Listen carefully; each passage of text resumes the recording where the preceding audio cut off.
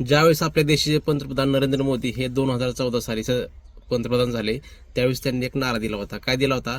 की काँग्रेसमुक्त भारत करणार म्हणून.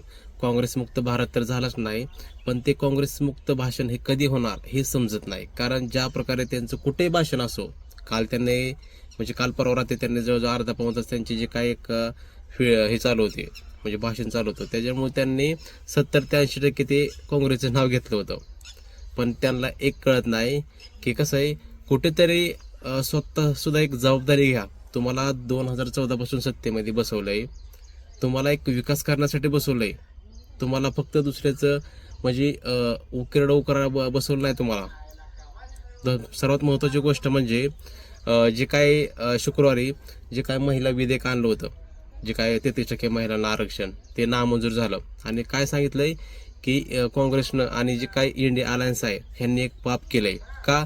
तर त्यांनी महिला विधेयकाला त्यांनी पाठिंबा दिला नाही. तुमचं एवढं प्रेम आत्ताच कुठून होतो चाललं हे समजत नाही आपल्या देशातील महिलांवर. ज्यावेळी 2022-23ला ज्यावेळेस मणिपूरमध्ये हिंसाचार झाला, महिलांची नग्नदिंड काढण्यात आले, त्यावेळेस तुम्ही कुठं गेला होता? हातरास झालं, तिथं बलात्कार करून एका मुलीला मारून टाकलं, त्यावेळेस तुमचं प्रेम कुठं गेलतो? अहो, तुम्ही त्या मणिपूरला सुद्धा तुम्ही तिकडे डोकून बघितलं सुद्धा नाही. त्यावेळेस तुमचं प्रेम कुठं होतं? तुमचं आत्ताच बरं प्रेम महिलांवरून वाढलं की त्यांना 33% आत्ताच्या आता त्यांना आरक्षण दिलं पाहिजे.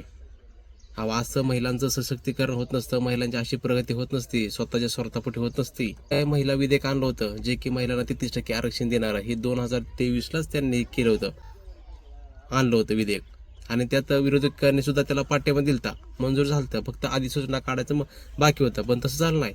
हे सध्या आता जे काय सध्या चालू आहे ना, ते सगळं जे काय 2029ची जे काय लोकसभा निवडणूक आहे ना, त्याच्यामध्ये ही भाजपा, हे नरेंद्र मोदी, हे त्यांना भविष्य त्यांना समजलंय की आपलं काय खरं नाही, आपलं म्हणजे आपण सत्तेमध्ये येऊ का नाही ह्याची त्यांना गॅरंटी नाही.